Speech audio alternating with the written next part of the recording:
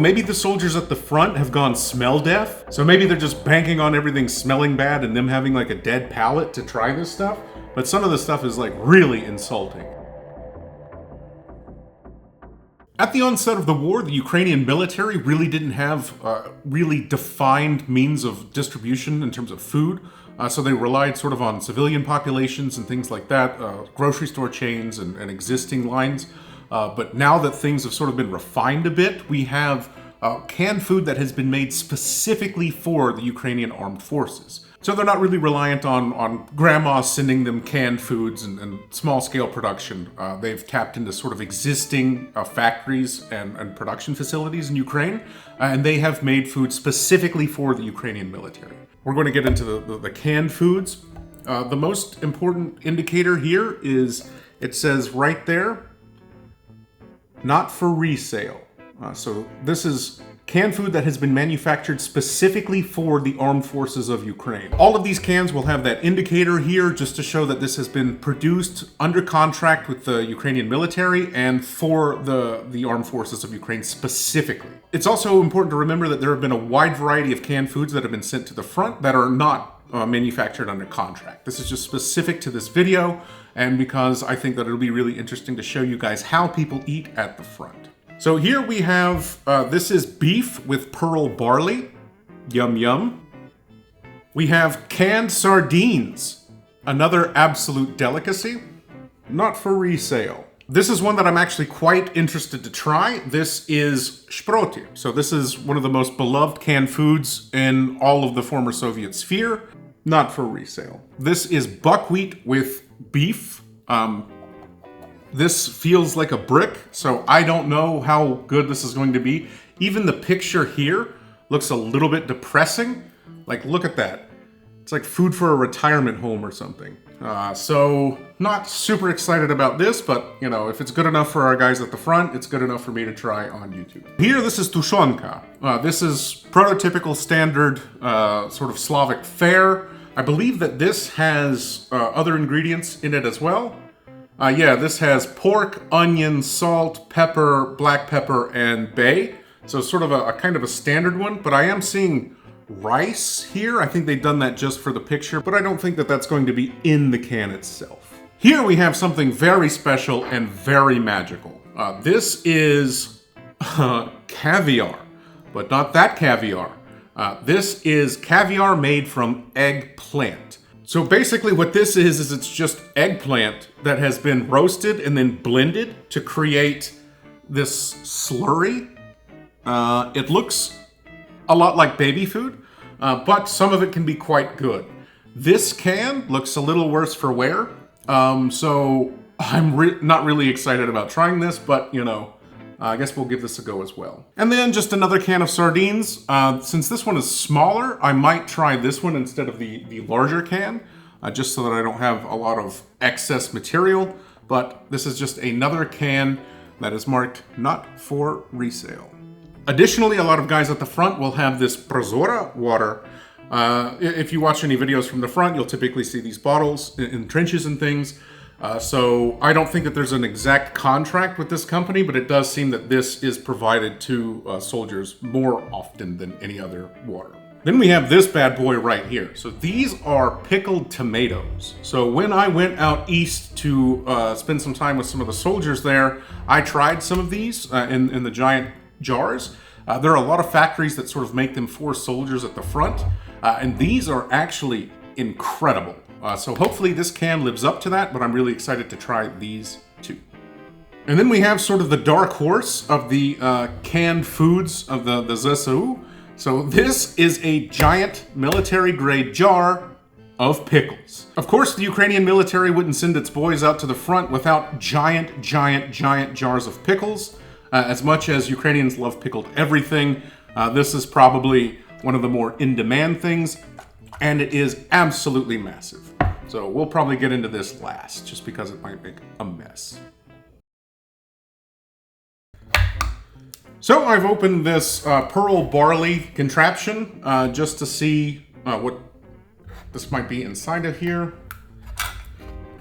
Of course, the can opener did a piss poor job. Oh God. Ugh. Ugh, look at that. It stinks. This is like mush. It smells a lot like sort of a mystery meat. It kind of reminds me of the really low-grade beef that they would put in like frozen tacos and things like that. So this is sort of just a filler meat. So I'm not sure how good this is going to be, but I guess we'll give this a go. So this is pearl barley with beef for the front. Cheers, guys.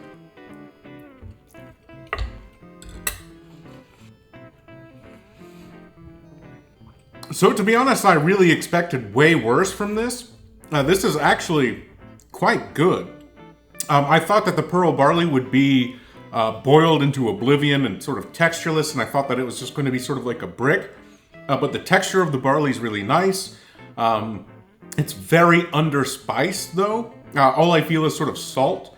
But the beef is quite good, and the pearl barley, the texture of it's really fantastic. And then once you get under sort of the surface of it, the color of it sort of improves. It looks less like just random bland gray matter. Looks pretty good. Not bad, guys. Not bad. So we're off to a pretty good start. I don't know if it's the can or the can opener that sucks.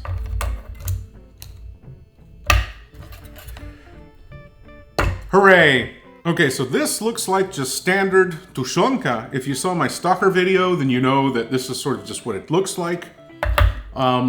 When soldiers are at the front, it's not really clear if they're always going to have a way to heat this up. And if they do want to heat this up, they probably won't always have pans and sort of cutlery and things. So what they'll typically do is they'll boil the entire can in hot water and then take it out and open it. Because if you put the can directly over fire or you heat the can directly, it could explode. So boiling the can in water is the closest way that they can heat this up. In solidarity with my Ukrainian brothers, I'm going to eat this right out of the can. Oh my god, it's so soft. I'm going to eat this right out of the can the way God intended. This is a little mushy, so I'm a little bit concerned. It smells quite good, actually. It smells a little spammy. So, cheers, guys. Again, this is actually surprisingly super good. The can makes these all look really terrible because the artwork and the design here is super minimalistic. And the fact that this was made under contract with the military probably diminishes my confidence in this as well. But this is another one that's actually really good. So some of the meat is in different states of process. Some of it's more whole. Some of it has been pureed into a slurry. But it's actually quite good.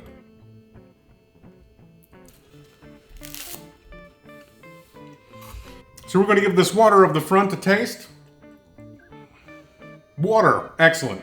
So here we have the beef with grechka, and this sounds like a brick. So I really don't have a tremendous amount of confidence in this one. And I've also lost confidence in my can opener. Fuck.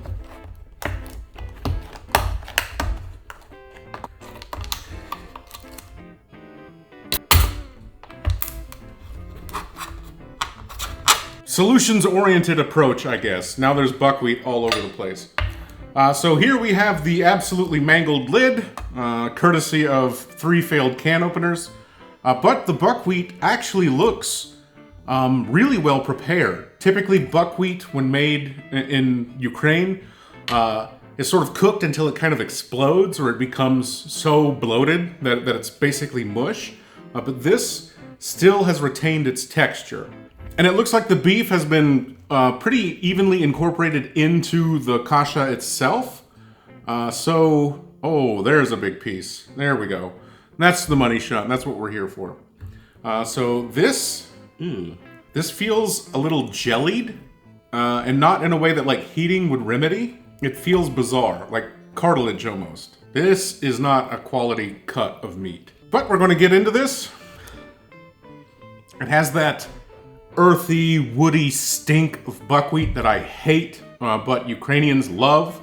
So this was probably eaten with relish at the front. I'm just making a mess here. Look at this. That's a monster. All right. Cheers, guys.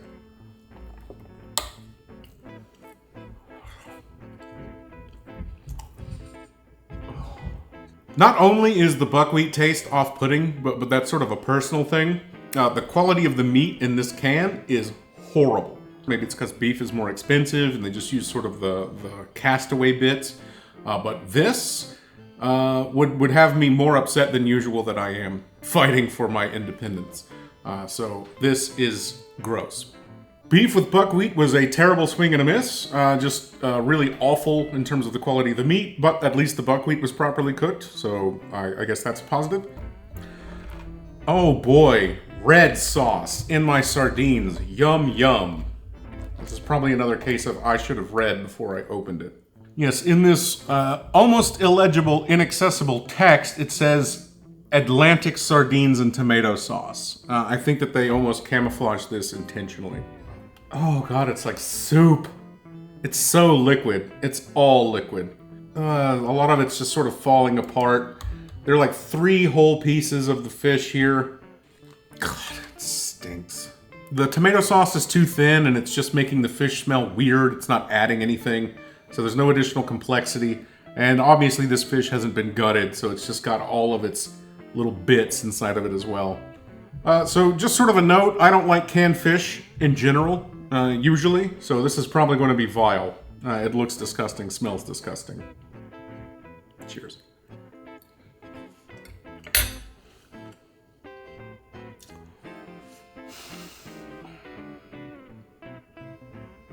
No.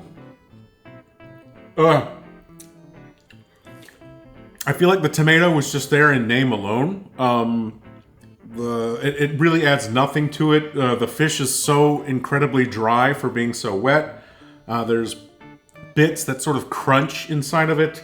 There's off-putting textures and flavors as well. I love a good sardine, but these are quite bad. No thanks.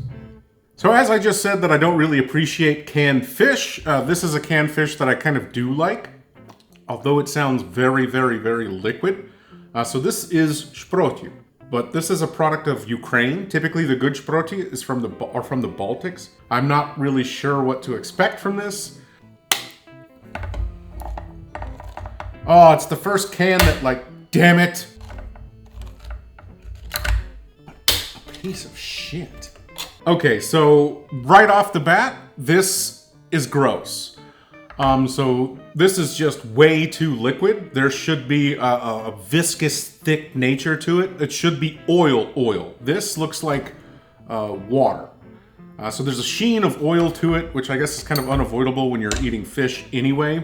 But I love this specific type of fish. So szproty, or sprats in English, are really amazing. So we'll see if this holds up.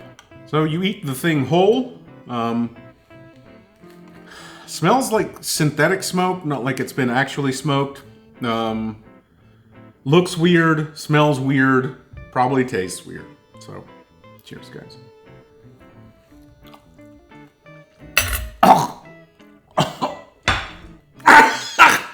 Immediate. Oh my god, it's so fucking disgusting. Whoever made this should be fired from a cannon. This is disgusting. Soaked in a synthetic liquid smoke solution. That's it. All you taste is liquid smoke. This is probably one of the most disgusting things I've ever eaten, and I love szproty. This is vile. You have people that are defending your freedom in your country, and you're sending them this, that a cat would walk away from? Vile. I couldn't even chew it more than twice. Blech. And I ate canned duck. So as we make the seamless transition from one vile dish to another, we are going to eat ikra, or caviar. So this is caviar made from eggplant. So this is a can that's designed to be opened with this can opener. It should be a little bit easier. And some of this stuff can be good, but I'm not really confident that this is going to be okay. Oh, stinks too. So typically the smell of this eggplant caviar, it smells like a can of Chef Boyardee ravioli.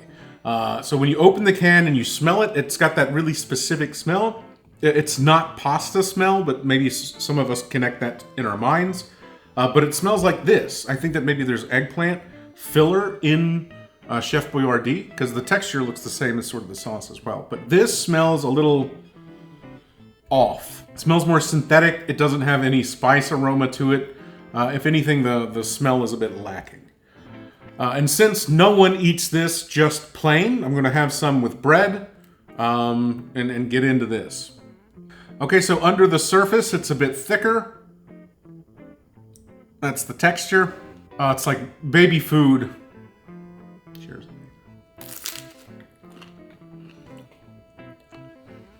It's fucking gross, too. God! It's so disgusting. I typically like this stuff. Oh, but this tastes rancid. It's so vile. Like, the texture's wrong, the color of it is weird. There's like dark spots and things in it as well. The smell is off. Ugh! God. So please help me, God. I hope that we have a winner in this one. So this is the tomato. So hopefully there's something a little bit more positive in here. I've tried these with some of the guys before, but the brands are always different. So hopefully these are better. You've got herbs and some garlic floating around in here. I think that the liquid level should be a bit higher, so I might not take this one at the top, maybe one a little bit deeper. But hopefully this rescues us. Now we're going to try one of these bad boys. Hopefully they're good, because I've had some before and they were super excellent. Ooh, cool. It's got that really acidic, sour, pickled smell to it, but still some of the sweetness of the tomato is lingering here. If this is done well, you're going to bite into it and it's just going to explode like a grenade of juice in your mouth. Nope. The flavor of these is really fantastic. So it does have that bite to it. It's a little sharp. It's still got that lingering sweetness. It gives you a burst of this tomato juice, like soup juice, when you bite into it. So these are really, really, really well done. And, you know, there's pepper, there's a lot of herbs in here. So, really fantastic, really fantastic. This is a delight.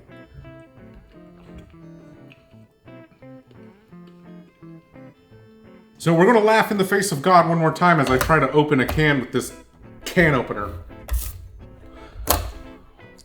What in the fuck? So I remembered I have one of these ancient can openers here. Maybe this is just what the doctor ordered. God, Jesus, this doesn't want to work either. Are they putting state secrets inside of this stuff? I don't get it.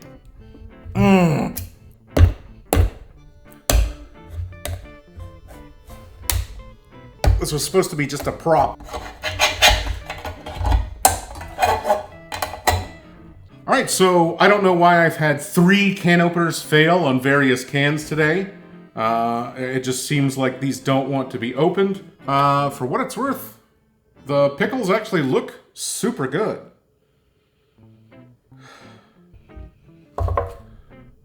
There's a super weird smell here. If you've been inside of a mechanic's garage, there's sort of like a lingering smell of like oil and grease and that type of thing. And that's what it smells like inside of this can. There's like a metallic sort of petrol-based smell, like a lubricant smell or something. Oh, it smells like a machine shop. All right, whatever.